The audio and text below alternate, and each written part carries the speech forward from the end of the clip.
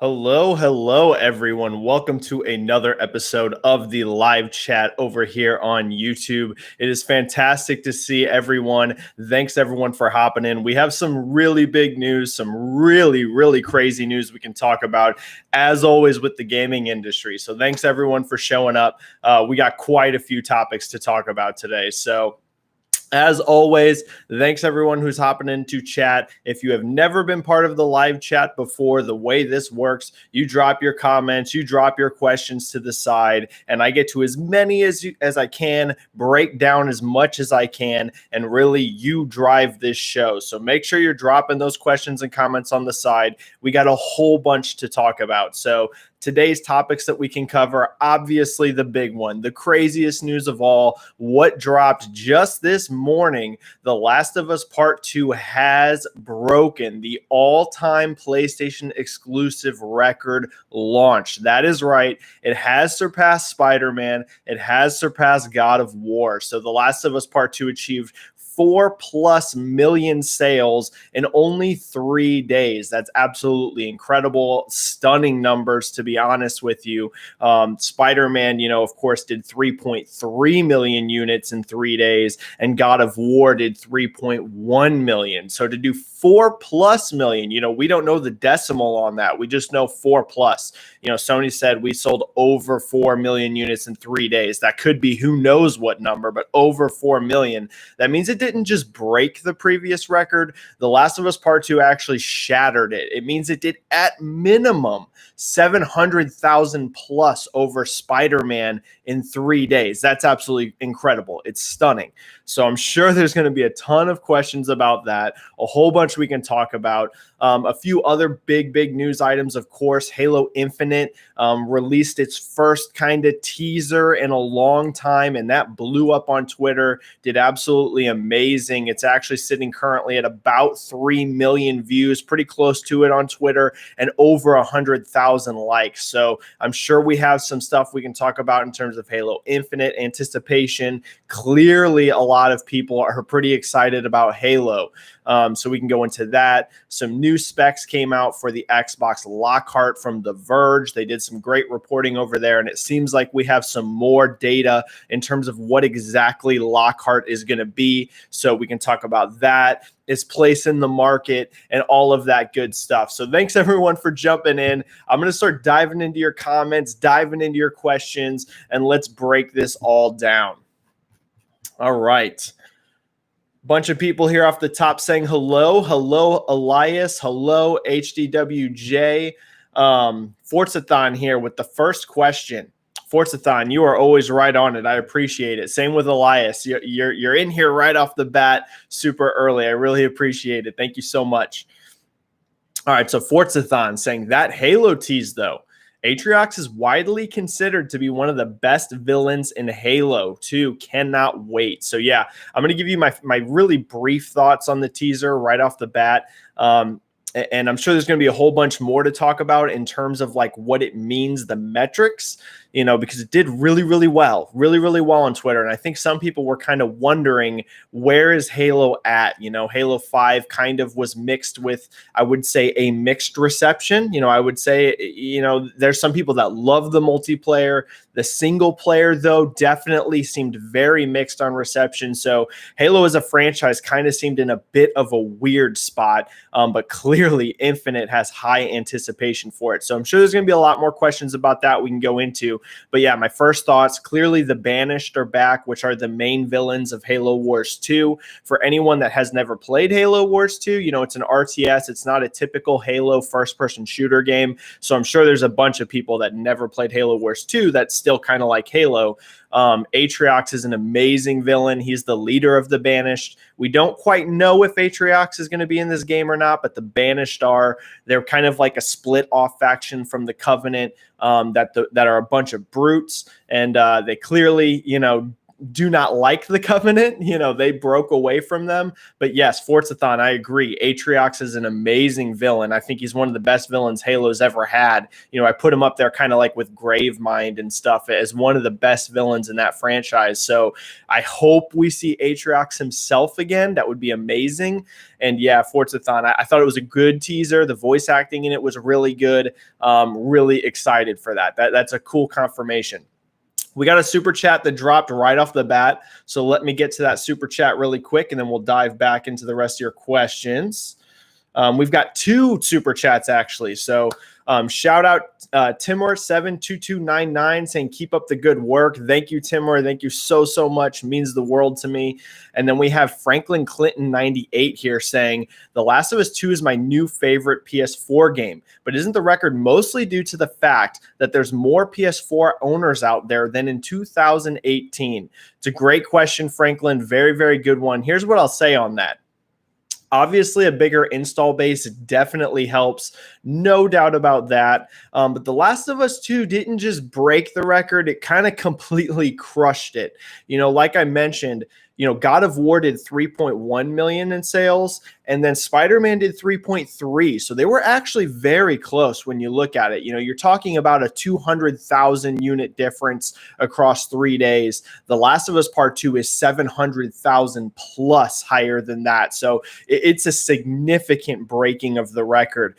Of course, a bigger install base definitely helps. PlayStation has sold more units, of course, than it had in 2018. But back in 2018, the PlayStation 4 was already, at a huge install base. So I don't think install base played as big of a factor here as you might think. I would say if it was earlier in the generation, right? Let's say if we were comparing to like 2016, 2017, I would say install base definitely plays a much bigger factor. Like, let's say when you look back at Uncharted 4, for example, which did 2.7 million views or sales. Definitely install base plays more of a factor in that. But I think when we're comparing it to Spider-Man, it's not just install base, it's also just anticipation, hype. The Last of Us Part 1 is a gigantic seller for Sony. It was completely enormous, sold tons of units, and I think so many people were waiting for that sequel, that it just blew up. So, we'll see how Spider-Man 2 does. Could Spider-Man 2 break the record that The Last of Us Part 2 has now set? That will be very interesting to watch. But yeah, I wouldn't say, Franklin, that install base alone is the main contributor here to the record being broken. I think it's, just hype and anticipation for The Last of Us 2 itself. All right. Elias here. The Last of Us 2 getting more than 20 million sales, ? Surpassing Uncharted 4. What do you think? Here's another great question. This is why I love doing this chat. Y'all always bring very, very good questions and very good topics. So 20 million for The Last of Us 2. Here's what we can say. At least in terms of launch, it's definitely tracking like a 20 million seller. There's definitely, I would say, no debate on that. It's whenever you're launching over 4 million units in 3 days, we're not talking 4 million in your first month. We're talking 4 million in your first weekend. I mean, those are crazy numbers. So launch, it definitely looks like a 20 million seller, but I do want to pump the brakes just slightly and see how legs are. We've seen no visibility to legs yet. We're still just looking at the hype at the launch. There's a whole bunch of controversy around this game, for various, many reasons in terms of the controversies, right? The leaks played a part. Some of the leaks being flat out fake played a part.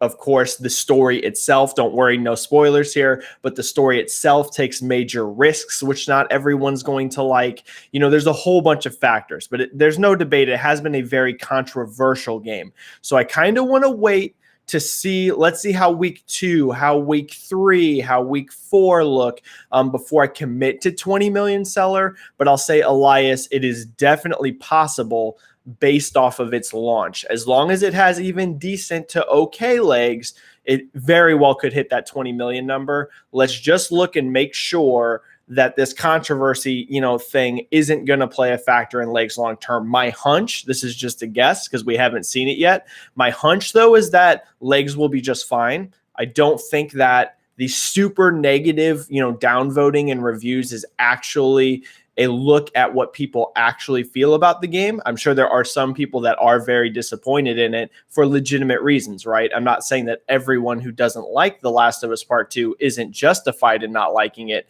I'm just saying I think the mass downvoting you're seeing isn't representative of real feedback. So my guess, Elias's legs will be good, but we need to see that a little bit more, before I commit to 20 million. Oh, and then I just answered your second part of your question. How well do you see The Last of Us 2 legs? Yeah, hope that cleared that up. Forzathon saying, hey, Benji, is The Last of Us standalone multiplayer game still coming out? Forzathon, I would say yes. This is an inside info. I don't know. But I would say yes. I think Sony knows that, demand for a multiplayer portion is very high. A lot of people loved the multiplayer for the original The Last of Us. As you can see with Part 2, just the single player was clearly a gigantic investment for Naughty Dog and for Sony. So I think the way they looked at it is they could not get a giant, really high quality multiplayer and that huge single player out together at the same time. The game already took, 4+ years to make. If you have that multiplayer in there too, who knows? Maybe that's another year of development too. So I think Sony and Naughty Dog just realized, probably somewhat early on that this wasn't going to work. They just weren't going to have time to get it all out the door in time. So I do think it's going to still come. It'll be its standalone thing, I'm sure. I don't think it's going to be like attached to Part 3. It'll probably just be its own spin-off multiplayer game. I'm guessing it won't be $60. This is just a guess, but I think if you're doing multiplayer only, probably going to be maybe like a $40 thing. Forzathon, I do think it's coming. When, I'm not sure, but yes, Forzathon, I definitely think there will be a standalone multiplayer The Last of Us coming sometime, probably pretty soon, next year or two, I would say. Pokeland saying The Last of Us selling quite decent, huh? Yeah, selling amazing. Just absolutely insane. I mean, the numbers are literally insane. Crazy, crazy stuff. I remember, before data started coming out, there was a whole debate, how is it going to sell? I talked about it here on the channel. I talked about it on Twitter, I think everyone was kind of talking about it. And I remember, starting once we got like really close to launch, I started seeing some really impressive stuff, and I had a feeling the record was going to fall. I was thinking anywhere between 3.5 and 4 million. 4 million, though, was my high end. I could have easily seen it coming in at like 3.5 million and breaking that record by like 200,000. But once it came in at 4 million plus, wow. I mean, that's my high end prediction for it. And it met the high end. So incredible stuff. Elias saying, did you see the recent tweet of Neil? Love and respect. Doesn't mind pander. I am 100% agree with this. You, Benji? I don't think I saw that particular tweet. I've seen some of Neil's tweets. Neil's been really active on Twitter ever since Part 2 came out, which I think makes sense. I don't think any of us are surprised by that. But I'm not sure if I saw that exact tweet or not. Timur here saying, hi, Benji. What do you think we are going to see at the Quakecon digital showcase? This is a great question, Timur. So for those that didn't see, Bethesda is going to have Quakecon this year. They're not having their typical, big E3 showing. I don't think, Timur, that we're going to see like Starfield or anything at that show. I don't anticipate that we would see something like that there. Probably you'll see some Doom Eternal DLC stuff. Maybe, if it is tackling something else besides Doom, you might see something like that.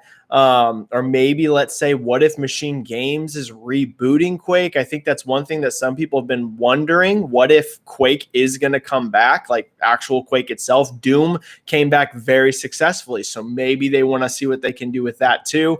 I'm not sure. I'm not 100% sure, other than I'll pump the brakes and say I don't think we'll see Starfield there. So for people that are really craving to see Starfield, I'd be surprised if that was there.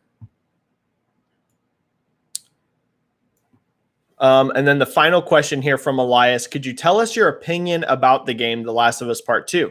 Masterpiece, question mark, game of the year, question mark, honest opinion, thanks. So yes, I'm going to give you my really brief thoughts on The Last of Us Part 2. Don't worry, I won't drop spoilers here for anyone that's trying to remain spoiler free. And this isn't going to be a huge long part of the show, but I will give you my kind of quick thoughts on Part 2.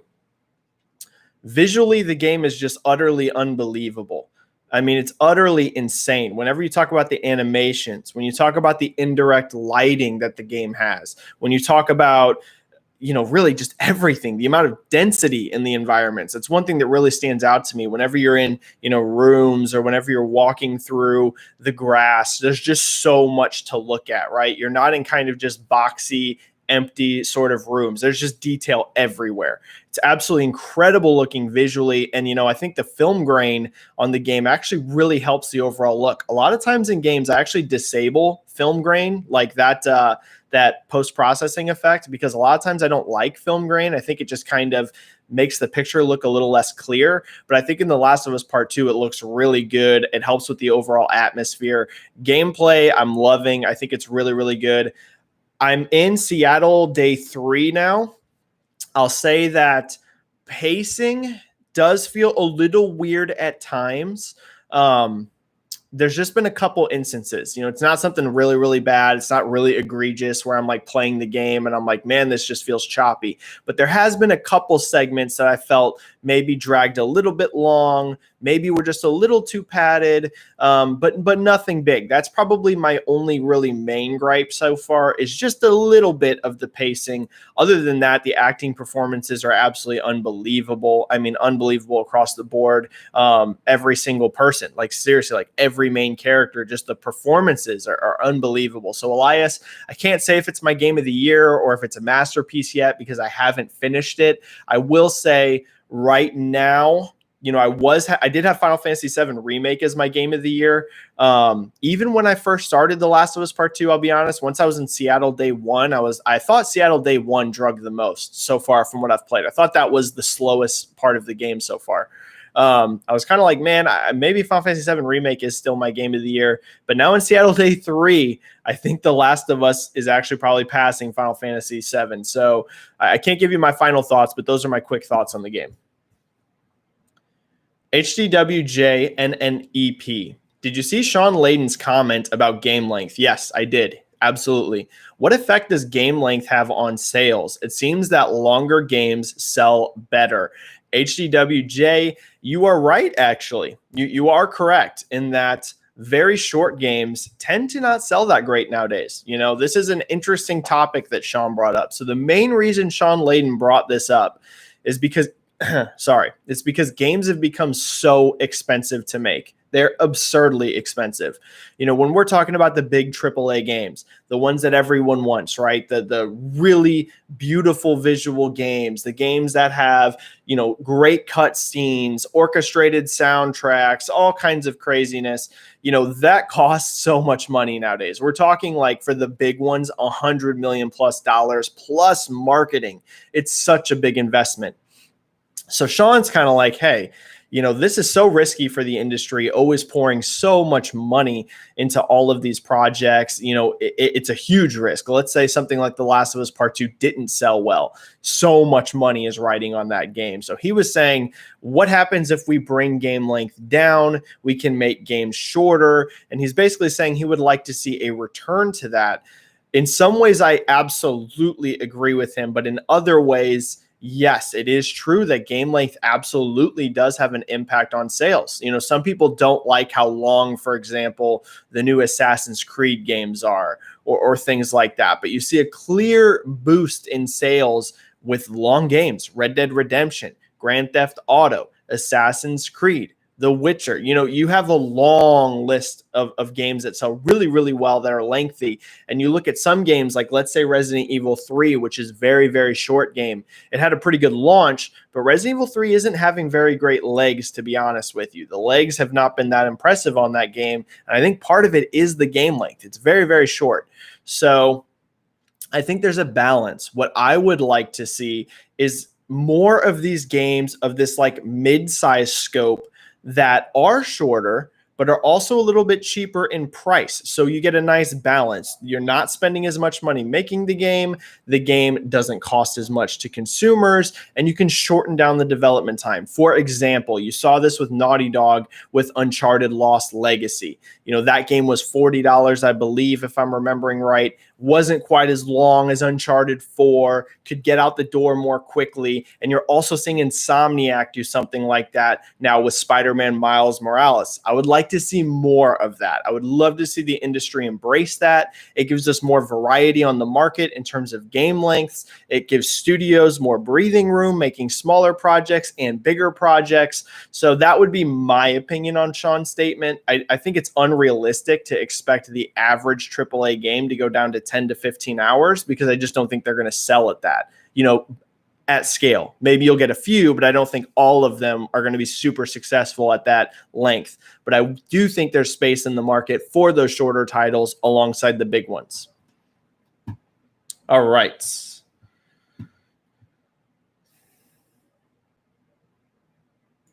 Oh, Danger Man saying this year's Call of Duty is currently leaking right now.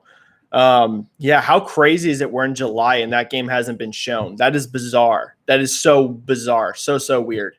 I haven't seen that it's being leaked, but I'm not shocked by it because, not July? We're in June. We're almost in July. Usually Call of Duty gets revealed in like May, and we're at the end of June, about to be in July. It's crazy.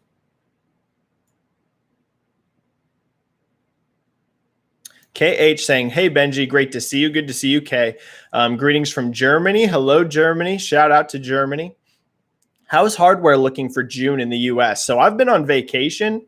I was on vacation for like 10 days. And then when I was on vacation, I was completely out of the loop. Besides like looking at my Twitter feed and talking to people on Twitter and stuff, I wasn't doing any of my normal research that I do, like hardcore research into trying to find out how the industry's looking, how sales are looking, all of that data. So June is going to be a bit of a mystery month for me, to be honest. Usually I feel pretty clued in to how sales are looking in the US. June is just going to be a bit of a throwaway month for me in terms of like giving you guys some inside baseball on the industry sales. I just don't know, okay? I'm assuming things are looking really good, but whenever you have that big of a chunk where you're just not paying attention to the insider baseball part of the industry at all, like I said, 10 days, it's a pretty big chunk of the month. You're talking about basically a third of the month. I'm just going to kind of sit June out. I'll be back to giving y'all like hardcore predictions in July. Elias Stapleton. Cyberpunk could be better than The Last of Us 2, ? Game of the Year race will be amazing. Yeah, I've seen a lot of interesting takes on Cyberpunk online after the newest footage. I think it looks amazing. I'm literally as excited for Cyberpunk 2077 as I've ever been. But I saw some people that didn't like some of the newer stuff that's been shown. A lot of people comparing it to Grand Theft Auto set in the future. Here's what I'll say. That's fantastic news for CD Projekt Red. So maybe some people on a personal level wanted Cyberpunk 2077 to be more like a, Blade Runner noir-esque type game. But if your average person, your average consumer that's sitting at home that watches a trailer thinks, wow, this looks like Grand Theft Auto in the future, it's a good spot to be in. Grand Theft Auto 5 has sold over 130 million units. I think that CD Projekt Red will be very comfortable and very happy with that comparison. I don't think it's going to bother them one bit. But I totally understand for people that didn't want that type of game, right? It's very violent. F words everywhere. It's really focused, it looks like, on the gangs and stuff. I totally get if that's not your vibe. For me, I think it looks amazing. Will it, be comparable to The Last of Us Part 2 in terms of Game of the Year discussion? Who knows? That game is so ambitious that I feel like it could really go either way. It's so ambitious in terms of scope, in terms of gameplay, in terms of, RPG elements. It could be utterly amazing, or just the sheer amount of stuff in it. Maybe not everything is perfectly polished. It could kind of hurt it in a way. So, Elias, I think we need to kind of wait and see on that one. But I'll tell you, me on a personal level, very, very, very excited for Cyberpunk.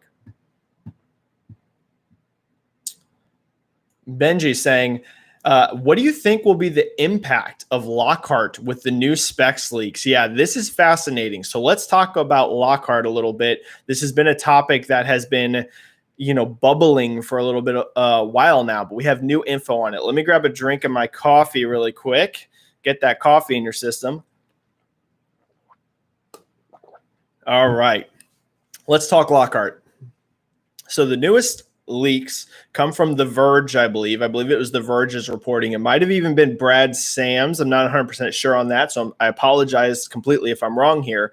But basically, the new specs are kind of what we already knew, partially, for the teraflop GPU count. 4 teraflops, right?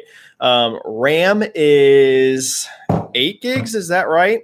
Of usable RAM. Keep that in mind. Let me double check this. Yeah, 7.5 gigs of usable RAM for developers. Now, keep in mind, usable RAM is not going to be equivalent to total RAM for the console because you also need some RAM to operate the operating system. So if they have 7.5 gigs of usable RAM, that makes me think that Lockhart's probably at 10 gigs total of RAM. Also, it sounds like the CPU is downclocked a little bit compared to the Series X. Very, very interesting. On one hand, I absolutely see why Microsoft is releasing Lockhart, why they think that Lockhart needs to be on the market, because it looks like next-gen consoles are going to be very expensive.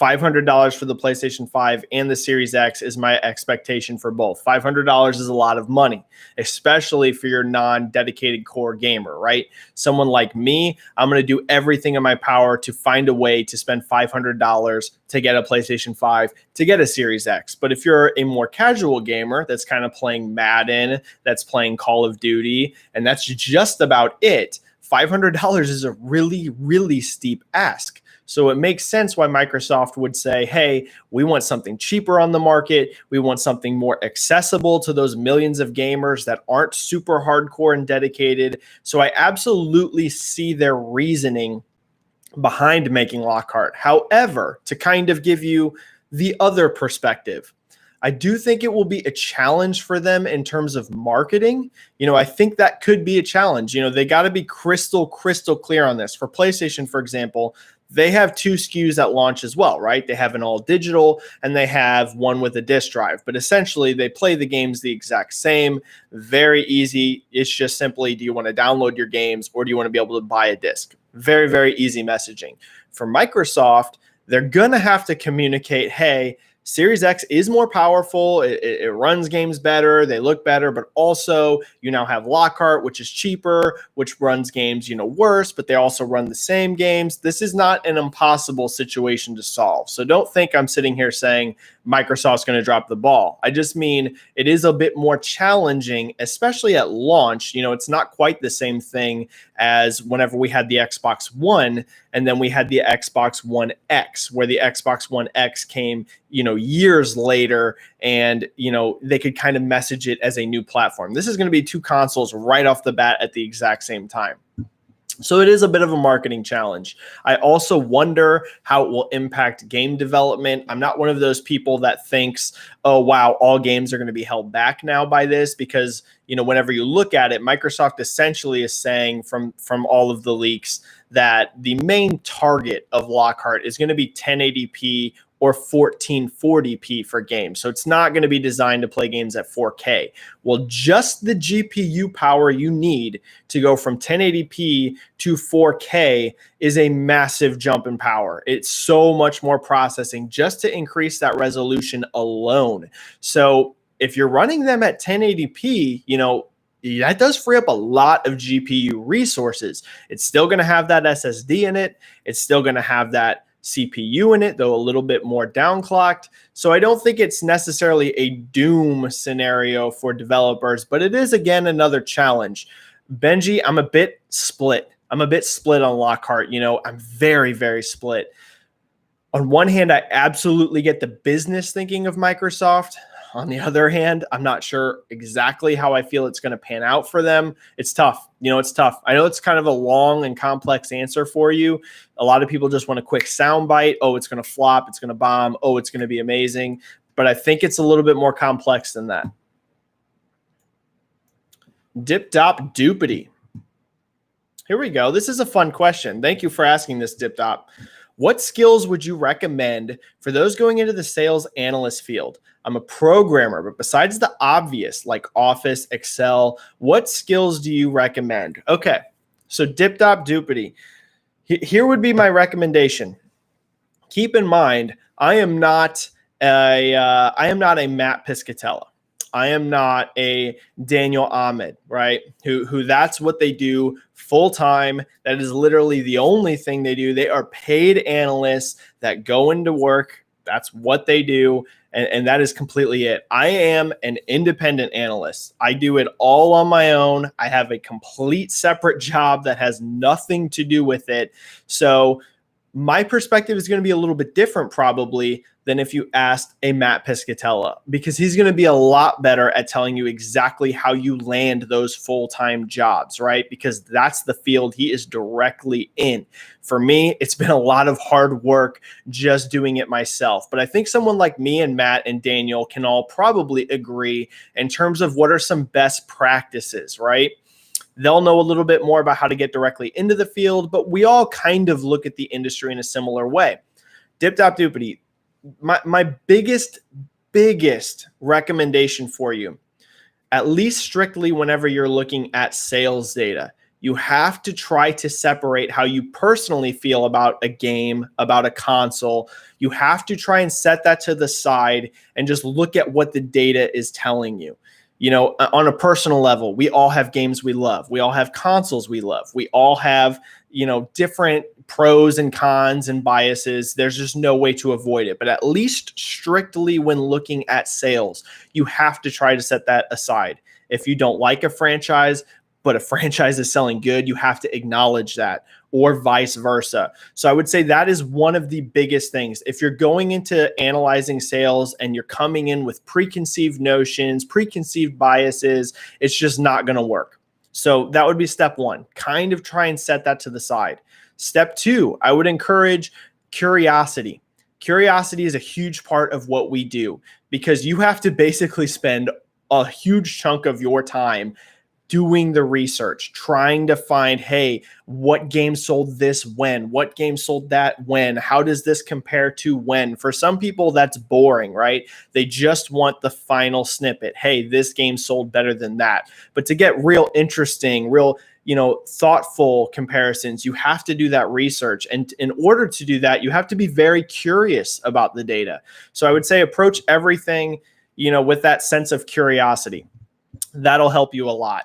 And then finally, I would say, let me see, curiosity. I would say also try and find some contacts. You know, this is something that's not going to, again, be the strictly the same for someone like Matt, but it does help someone like Daniel. Do what you can to get contacts either in the retail field that can kind of feed back to you. You know, I have an advantage there. I worked in retail for a super long time. So, I mean, I know people at GameStop. I mean, I'll just be honest about it. I know people at GameStop. I know people at Walmart. I know people at Target. I mean, I know people from working in retail for so long that can pass me information. So that helps a lot in what I do.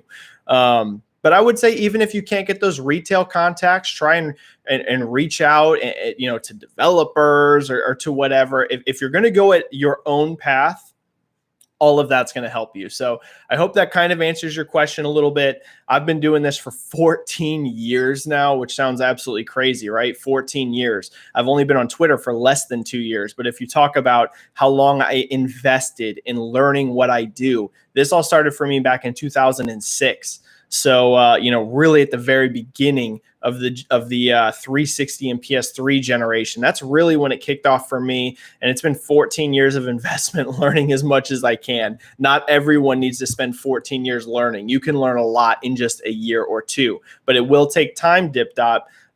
If you're curious, start diving into that data and learn as much as you can. Hope that helps. And sorry for the long-winded answer. Not my real name. Did you predict The Last of Us 2 success? I did. Not my real name. I did predict a new record for The Last of Us Part 2 launch. You know, I got really lucky this gen. I called God of War, Spider-Man, and The Last of Us Part 2 setting new PlayStation first-party records for all of them before launch. And some people will take revisionist history on that and say, oh, that was always obvious. Let me tell you, no, it was not.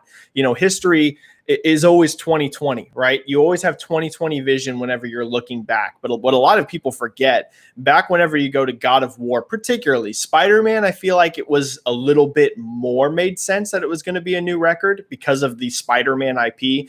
But I would say God of War in particular was a challenge because the previous God of War game, God of War Ascension, performed pretty poorly. I'm going to be honest with you. I mean, it did okay.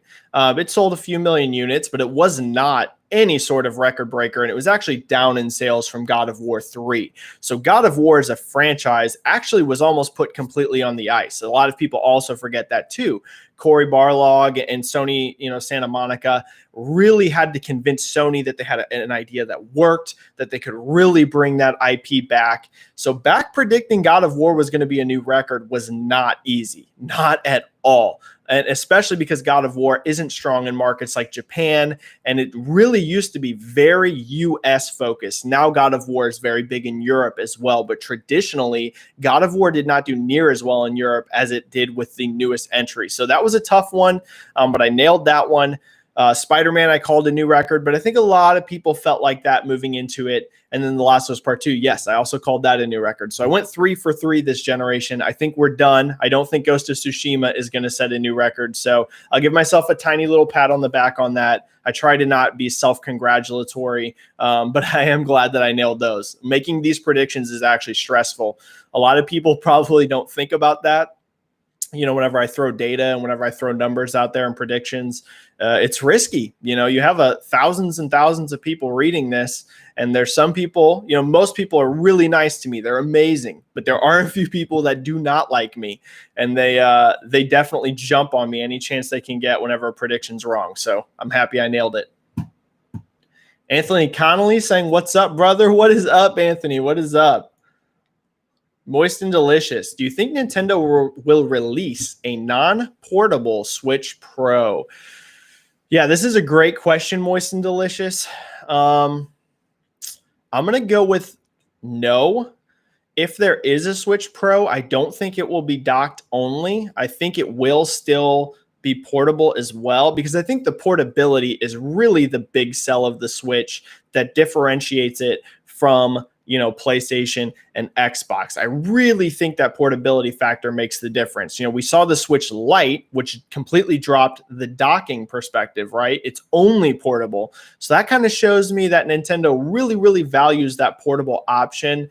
Moist and Delicious, for now, as a guess with no inside info, I would say if we get a Switch Pro, it probably will still be, able to be undocked and played portably. I'd be surprised if they released a non-portable one. Forzathon. How do you think Square Enix are going to market their multiple unannounced games in July to August? Yeah, so anyone that didn't see this, Square Enix just recently stated that the games that they were going to announce in, at E3, now they're going to announce more on an individual basis over the next couple months. Forzathon, one of these could be at the Xbox showcase. If you notice, they said July and August. And what else is in July? Microsoft's showing.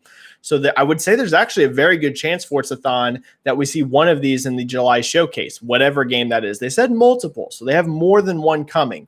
So Forzathon, I would say you'll probably see something at the Xbox show in July.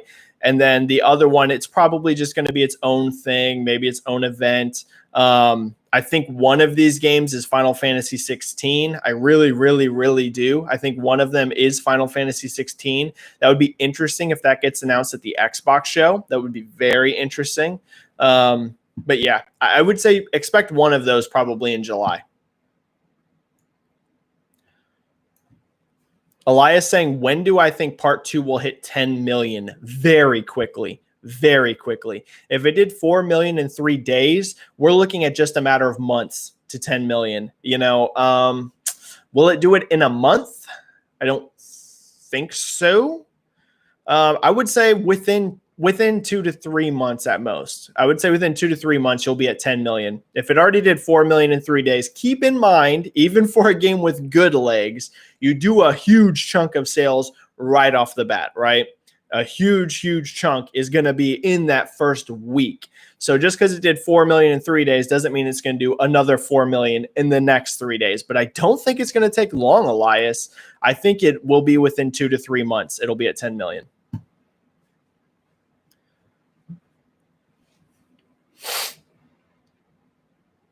Ooh, this is interesting. Dip-Dop-Doopity. With a too early announcement, pulling multiplayer, a poor response to crunch, DMC takedowns, do you think Naughty Dog's PR can recover before their next project? It's an interesting question, Dip-Dop, because I definitely think there is some truth to what you're asking here in terms of the public's perception of PR. Right now there is a bit of an ugly look for Naughty Dog with a lot of people. I'm not one of those people, but for some people, yes, you had the crunch articles, you had the controversy around The Last of Us Part 2.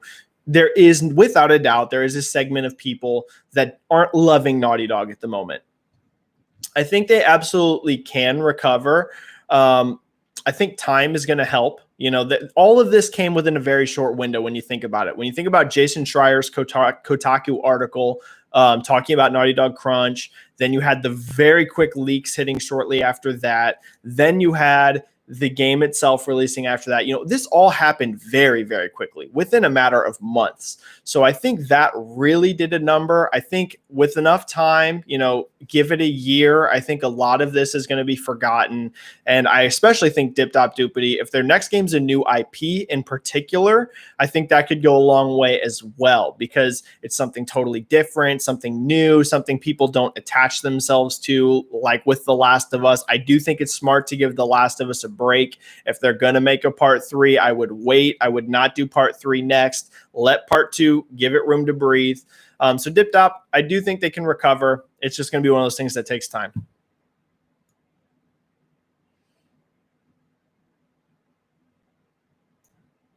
Silence PP7.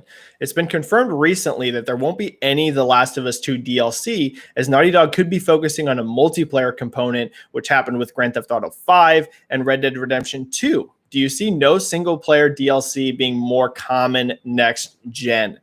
Yeah, Silence PP7. One thing that's really interesting here is that clearly Sony themselves don't feel that their first-party games have to have DLC. If you remember, God of War also did not have DLC. So it seems to be kind of a feeling at Sony that they kind of let their teams make that choice. I definitely feel like I get that vibe. You have some that do, right? Spider-Man PS4 had a whole bunch of DLC in a season pass.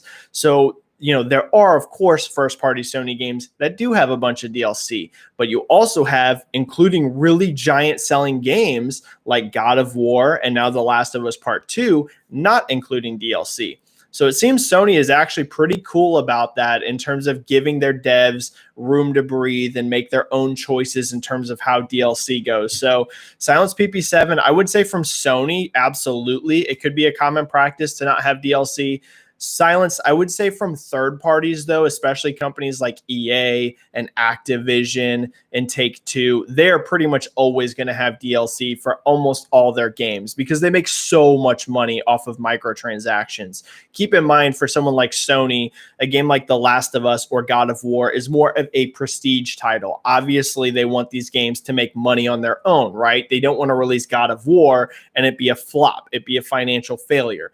But these games exist also to increase the PlayStation ecosystem, right? To sell PS4s, to keep PlayStation fans very excited and invested in the brand. Whereas someone like EA or Take-Two, they don't have that platform that they have to support. For them, it's about money for every single game. They don't want any game at all really to be a huge financial risk. So Silence, I think you absolutely are going to see that from people like Nintendo, even maybe Microsoft and Sony, not forcing DLC. But I would say for third parties, the vast majority of games are still really going to be heavily DLC'd next gen. I think I just had a Saltiest Gaming saying happy Friday. Happy Friday to you, Saltiest. I think I just had a super chat. So let me grab that really quick. Oh, we have 2 of them. Let me hit these super chats really quick because I never want to miss a super chat. King Felix here. Thank you so much, King Felix. The Last of Us 2 multiplayer PS5 exclusive to drive console sales. Ooh, interesting. So will that Last of Us 2 project only be on PS5?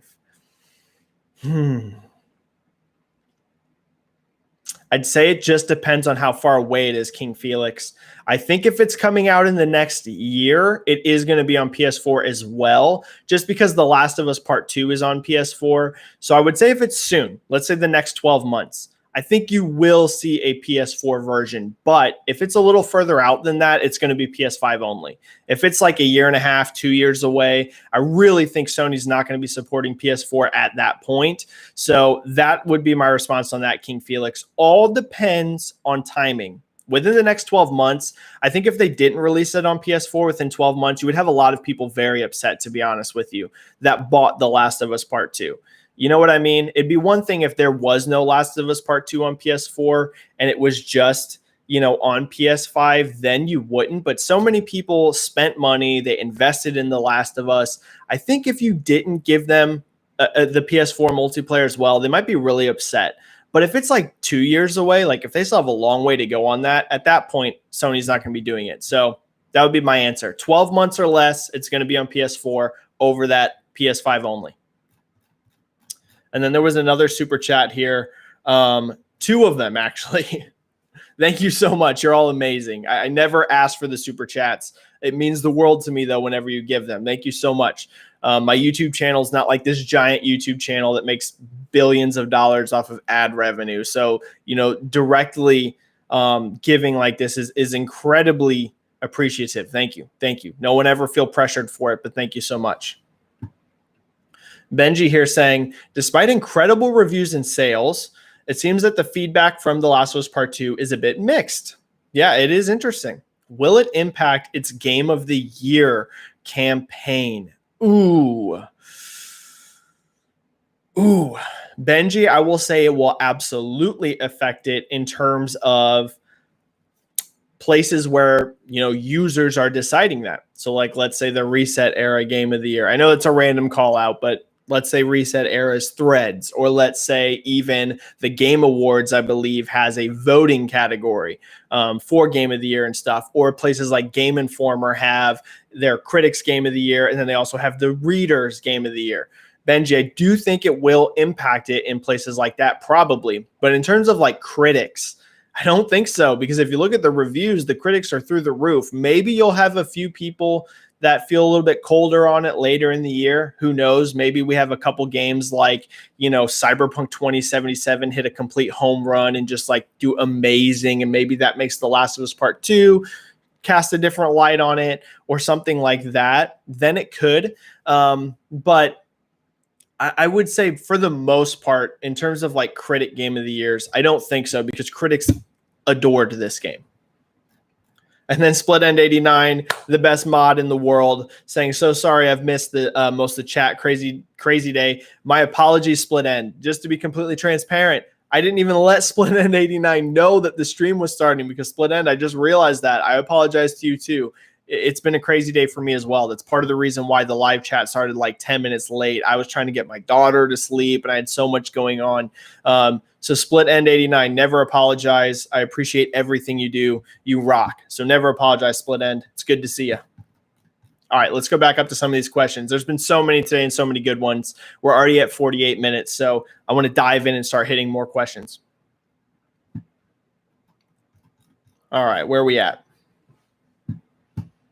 Benji's saying, I'm concerned about the Halo teaser. If the villain is coming from Halo Wars 2, does that mean, again, that 343 is kind of ignoring Bungie's heritage? Yeah, I've seen some people a bit worried about this that didn't play Halo Wars 2, that maybe Halo Infinite is going to be really confusing. Benji, here's what I'll say. I wouldn't be too worried, because I don't think the Banished are going to be the only villain. I just think that they're incorporating them because Halo Wars 2, people loved the Banished, like legitimately. Anyone that played Halo Wars 2 it's almost universal that the Banished is considered like one of the best villains there's been in Halo. So I think kind of the feedback from that, and then probably when they were making that game, they had a bit in mind that the Banished would be incorporated. I don't think they're going to be the only enemy by any means. You have everything that went on with Cortana in Halo 5. So Benji, I wouldn't be too worried. I just think that the Banished are going to be one faction, probably of many in Halo Infinite. Costas, do you think there's any chance Horizon Zero Dawn 2 blows the original in terms of sales, or will the increase be subtle? Costas, I think it's going to have a substantial increase in sales. I don't, as of now, think it will break records at launch. I don't think so. Right now, if I had to guess, like, for example, will it do 4 million in 3 days? I'm doubtful. I'm doubtful as of now. Horizon did amazing for a new IP. It did really, really well. But I don't think it quite still to this day has that sort of fan belovedness the way that The Last of Us does. So I do think you're going to see a big jump in sales for Horizon Zero Dawn 2 over the original. Quite a bit, I would say, especially early. Horizon Zero Dawn had amazing legs. So I think early on you will see a substantial boost. But I don't think we're looking at a new record holder for Horizon Zero Dawn 2 quite yet. We're still so far away. You know, that game is not coming out until 2021. So allow me to change my mind if later on things start looking that way. But right now, I'd say Horizon Zero Dawn 2 is going to do really, really well, much better than the original, but not quite like, 4 million in 3 days numbers. KH. How is The Last of Us 2 compared to Animal Crossing New Horizons? Also in relation to install base, PS4 and Switch. So to be clear, as amazing as The Last of Us Part 2 has done, it ain't going to match Animal Crossing. It's just not. It's not going to match, especially globally, unless The Last of Us Part 2 has utterly insane legs. Because the big problem for The Last of Us Part 2 in terms of matching Animal Crossing really is Japan. I've kind of answered this before, both on YouTube and on Twitter, in terms of this direct comparison in particular, because keep in mind, Animal Crossing has done utterly insane in Japan. We're talking, not like it did really, really good, like it did utterly insane. It's coming up on 5 million physical sales alone in just Japan. That's it. 5 million physical in just Japan. That's just so hard for The Last of Us to match. The Last of Us had a great launch by Western standards in Japan. It did about 180,000 units its launch week, which is really, really good. It's really good. It's better than Spider-Man, better than God of War, better than Days Gone, better than many, many exclusives. But you're still talking about 180,000 compared to 5 million. It's just such a huge challenge to match that. So as of now, I don't think there's really any chance that The Last of Us matches Animal Crossing New Horizons globally, but there are definitely markets it will outsell Animal Crossing. For example, Europe. I would say in many markets in Europe, it's going to perform better lifetime than Animal Crossing. But man, Japan just makes it a really, really big challenge. Forzathon. Am I the only one still lukewarm on Avengers? The game seems sort of unfocused to me. You know me, everyone, that follows me regularly. I try to be a really positive guy. Like I do my absolute best. By no means am I perfect. I just got in an argument this morning on Twitter, and I hate doing that. I literally hate arguing with people online. It just gives me bad vibes. It gives other people bad vibes. I just don't like it. But I got in an argument this morning on Twitter, and whatever, it happens. So I try to be positive, but I'm with you, Forzathon. Avengers just seems a little weird to me. It just does. I don't want to say it's going to be outright bad because I don't think it looks like terrible. Like you're seeing some people say like, oh man, this game looks like trash. I don't think Avengers looks like trash by any means, but I think there is a chance Avengers could turn out kind of mediocre. I could see to borrow from one of my favorite people, Michael Huber, he talks about swimming in sevens. I could see Avengers being one of those games that's swimming in sevens, a game that has really beautiful visuals. I think it looks great. Gameplay, though, it looks a little worrying. So that's kind of my vibe. I don't think you're the only one by any means, Forzathon, that is lukewarm on it. Yeah, I'm a bit concerned with Avengers myself. I hope it's amazing. Like, I'm rooting for it, but trust me, you're not alone. Renan Silva, hey Benji, big fan of your content here. Thank you so much. Thank you so much. It's incredibly kind. How do you see the actual market reception for the Lockhart? Kudos from Brazil. Kudos to Brazil. I love seeing Brazil in here. There's so many of you all the time. I have so many passionate people from Brazil. I always love giving Brazil a shout out. You know, this is a great question. This is a great question in terms of like market reception. You know, I think it's going to be, I don't think it's going to sell as much as Series X. You know, I've seen some people be like, hey, is Lockhart going to be the main seller because it's going to be cheaper? I don't think so. You know, I really don't. We saw this gen that the One S, for example, sold a lot more than the One X. You know, the cheaper, less powerful console sold more. I think we're looking at a bit of a different scenario here, though, with Lockhart and Series X, because they're coming out at the exact same time, right? They're coming out day one alongside of each other. And also, clearly, the marketing, I think, will be primarily focused on Series X. You will see a lot of marketing around Lockhart as well, but there's a reason Microsoft still hasn't even announced Lockhart, because Series X is their main focus.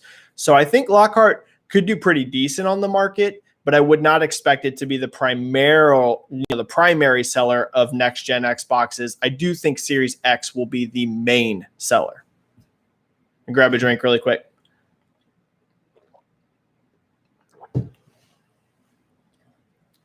Silence PP7. What are your thoughts on all the new Cyberpunk footage and impressions? It's also getting an anime. Yeah, that's very cool. So it's a series that CD Projekt Red keeps around for a long time, like The Witcher. Silence PP7, I think it looks great. I know expectations from both CD Projekt Red and the market are that Cyberpunk's going to be enormous. So yes, this is absolutely a long-term investment for CD Projekt Red. Their next game, besides the multiplayer Cyberpunk, sounds like after that will be another Witcher game. I think CD Projekt's thinking process right now is they're going to alternate, right? You're going to have a Witcher game, then a Cyberpunk game, then a Witcher game, you know, for who knows how long. I hope eventually CD Projekt Red does their own IP, their own completely original IP, but that's probably going to be quite a ways away. So yeah, this is definitely a long-term play from CD Projekt Red. Clearly, I don't think their plan is they're going to do Cyberpunk 2077 and then no more Cyberpunk games besides the online. No, this is, yeah, it's a long-term commitment.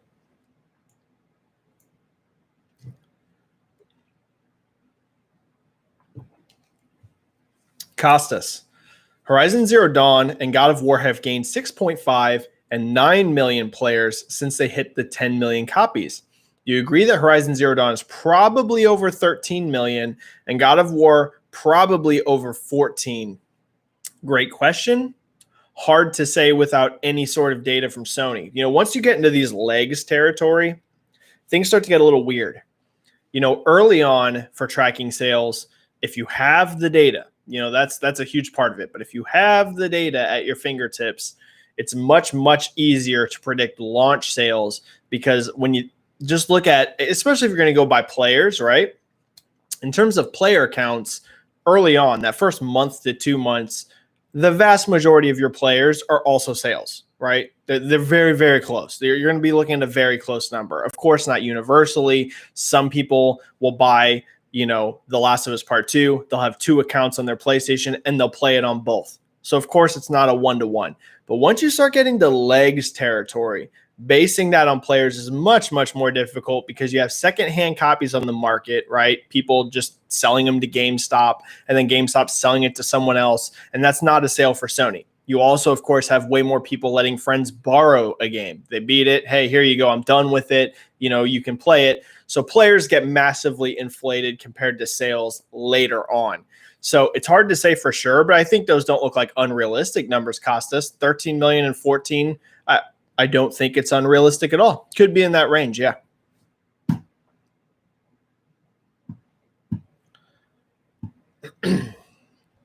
Danger Man dropping some data and some facts on us.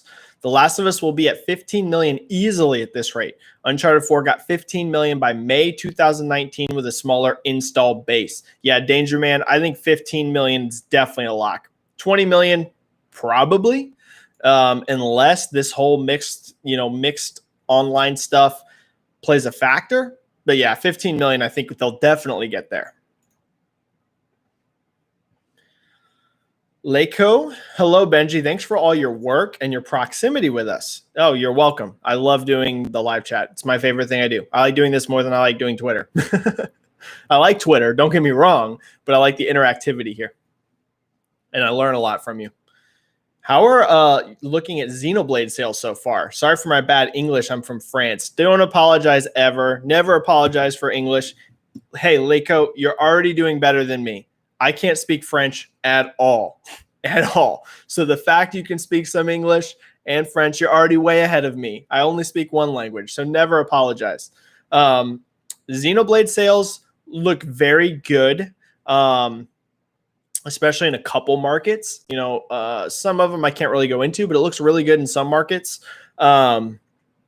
Looks great. I don't think it's performing quite as well as Xenoblade 2 worldwide, unless it has a really strong digital share, which is possible. It's very possible it's selling very well digitally, but it doesn't quite look like it's matching Xenoblade 2, but still doing really, really good.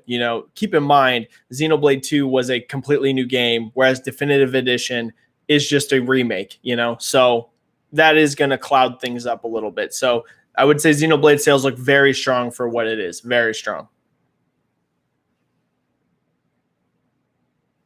Glover Parker. Hey, Benji, have you heard anything about how Clubhouse Games is doing? And do you think this will become an evergreen title with legs? Yeah, Clubhouse Games is doing really good. Really good, especially for a game that's not like a big giant AAA, gets all of the marketing, gets all of the focus, oh, wow, you're seeing ads for it everywhere. Yeah, for a game like that, just like kind of more of like an almost side game, Clubhouse Games doing really good. Yeah, really good and good legs, evergreen in terms of like, will it sell for years and years and years? I'm not sure, but I would say it's definitely a success.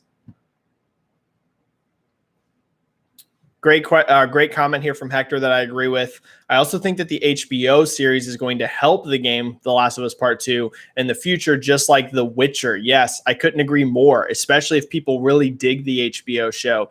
We kind of saw whenever the Witcher Netflix series came out, both the books, the Witcher books and the Witcher games saw gigantic increases in sales. That was a really effective cross-media thing there. So yeah, Hector, I would say if the HBO series is really well received, you're going to see The Last of Us Part 1 and Part 2 just see giant spikes in sales. Could not agree with you more.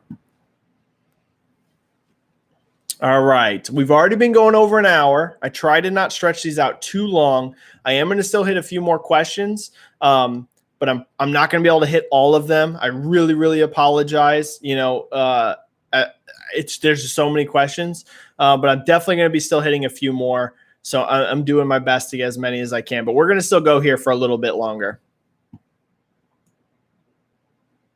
Where were we at? JCat. What do you think about that rumor about Microsoft July show being a series of mic drops? Also, there was the recent Phil Spencer interview in which he said he feels good about their show. Does that add fuel? I've commented on this multiple times on this channel and on Twitter. Microsoft has some really big things in the works. I can't go more into it than that. I'm not Mr. Insider Guy. I never pretend to be Mr. Insider Guy that knows everything. By no means do I know everything in terms of that. But I can tell you, I don't know if I'm going to say a series of mic drops, but I can tell you that Xbox has some big projects in the works. So their July show is going to be really good. I can tell you that. It's going to be really, really good.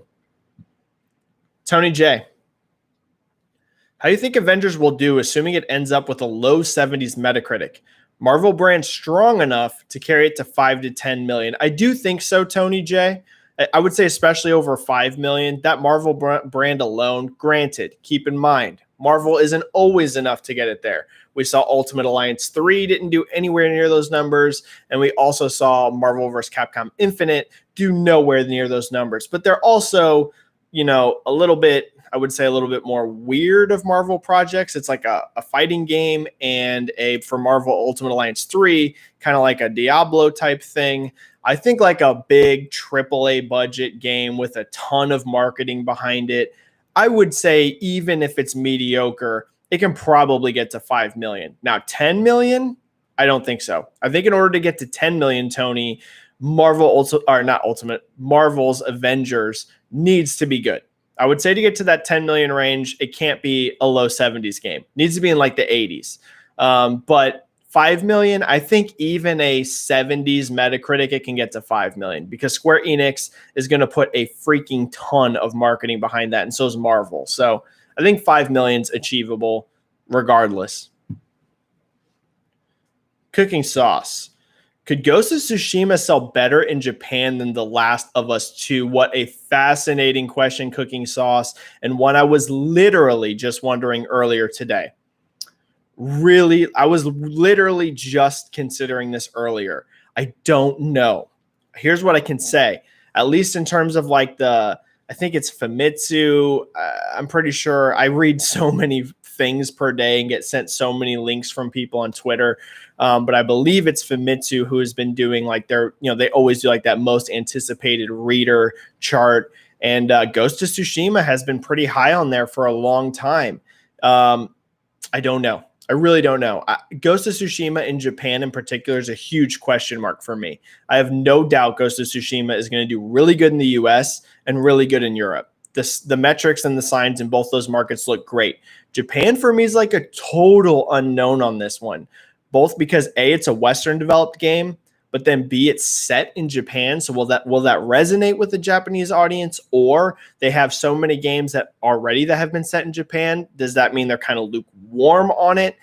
Tough to know, Cooking Sauce. Really tough to know, but I can tell you I'm going to be watching that with a very close eye because I'm most curious in terms of Ghost of Tsushima about Japan. That is the market I'm most curious about.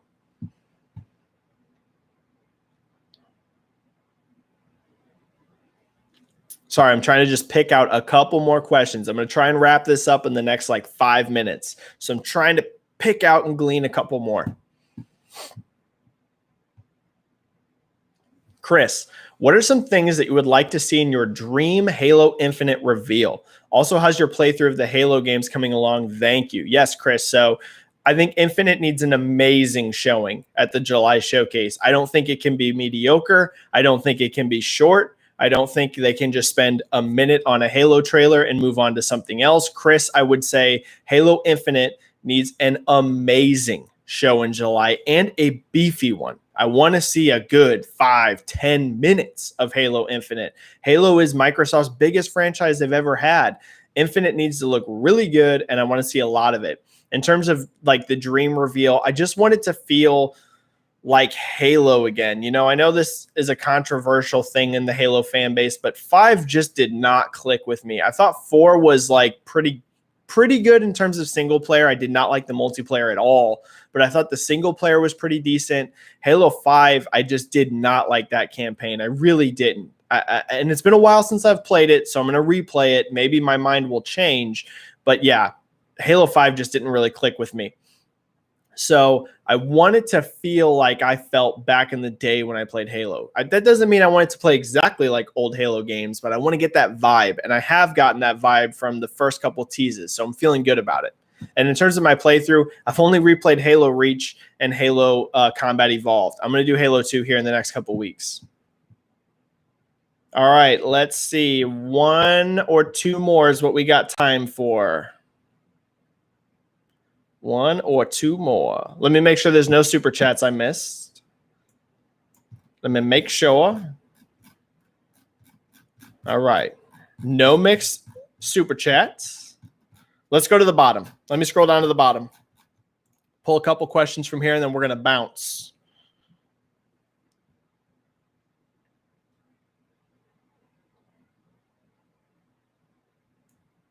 All right, Hybrid. Need to talk about Halo and the teaser numbers. Yes. So we talked quite a bit actually about Halo in terms of just general thoughts on the actual teaser. Let's talk about the numbers. So anyone that thought that Halo was dead right? You've seen a lot of that discussion online. Oh, Halo's dead. Halo's, not near the franchise it once was. It did it did almost 3 million views on Twitter already, over 100,000 likes. These are insanely impressive metrics. And whenever you look at how well Halo the Master Chief Collection has sold on Steam, it's number 4 globally selling last time I checked. It was in the top 4 worldwide. It's been doing amazing on Steam. Here's what I'll say. Halo, my friends, is far from dead. Far, far, far from it. If Halo Infinite is good, if Halo Infinite delivers, you're going to be looking at a gigantic launch. I mean, gigantic. Possibly the biggest in the entire history of Microsoft and Xbox. Not necessarily saying the biggest launch ever. It's going to be whatever. In terms of player counts, I think there is a very strong chance that Halo Infinite is the biggest launch in player counts in the entire history of the Xbox brand. I really genuinely do think that if it's good, needs to be good. I feel like there's a ton of pressure on 343 here. They have to deliver. There is so much on the line, both for the brand of Halo as well as Xbox, considering it's a launch title for next gen. But hybrid, I think there is a genuine, real shot that Halo Infinite is going to be the biggest launch ever for Microsoft and Xbox. All right. That's going to be it, everyone. We're going to call the chat there. I apologize for any questions I missed. Oh, man, JP Dunks with a super chat right at the end. I cannot ignore a super chat. Let me get JP. You got there just in time, JP, with a big size super chat. $10, JP Dunks for. Thank you. That is unbelievably kind. I mean, unbelievably kind of you, JP. I really appreciate that. All right, JP here with the last question. Phil highlighted Xbox All Access as being a part of the strategy. Notice that. Yep. How do you think that could play into next-gen sales? And do you think Sony will have something comparable? So, hey, what a great way to end the chat, JP. That's a very fascinating question. So, yes, Microsoft in a Game Lab interview noted that the host asked him about Xbox All Access, which basically is paying monthly for an Xbox console. It's actually already out there right now for both the Xbox One as well as the different versions of the One, and it comes with like Xbox Live Gold, and you basically think of it the same way as you pay for a contract phone. And yes, Phil noted that next gen, he thinks this is going to be very, very important and that it's going to expand. One of the key things I noticed, JP, in his response to that question is he said that they have retailer support. So there is some things going on behind the scenes for Xbox All Access. That means they're partnering with retailers outside of the Microsoft Store and themselves to do this strategy. I think it's very interesting, JP. I think that you're going to see probably big companies like GameStop, who knows, maybe Walmart and Target, who knows, right? Who knows? But places like Walmart and stuff can sell contract phones already. So there's no reason to think that a place like Walmart or Target couldn't sell a contract Xbox. So I think that is very interesting, JP Dunks, that he said that they have retailer support for the next gen all access plan. And I totally get why he thinks it could be a big deal, especially whenever you think about these consoles being expensive, right? If Series X really is $500 or more, that will play a big, big hand. So JP, I do think that's going to play a definite factor. In terms of, do I think will Sony have something comparable? Probably not at launch. And if they do, probably directly through Sony and PlayStation themselves, through their own storefront, maybe. Retailer, I would be surprised just because you haven't seen Sony comment on it at all. Nothing, no hint or indication of that. But let's say that the Xbox All Access strategy becomes really, really successful for them. You'll definitely see PlayStation follow suit. But at launch, at least, I'm not expecting PlayStation to have that, except for maybe in their own internal store. All right, everyone. Thank you for another amazing chat. I love these. They're my favorite thing to do. So anyone that's never been part of the chat before, if you liked it, make sure you hit that like button. It helps my channel and it helps the videos get discovered by the YouTube algorithm. So I always appreciate the likes, and make sure you subscribe to the channel if you're not already. We do 1 to 2 of these every single week, and they're always awesome, filled with positivity and great news from everyone. So thanks everyone for another amazing chat. I apologize to anyone whose questions I couldn't get to. Save those questions. We'll try to do another one soon, and I'll see everybody either on Twitter or in the next YouTube video. Thanks so much, everyone, and I will see you next time. Peace. Be safe. Play some games.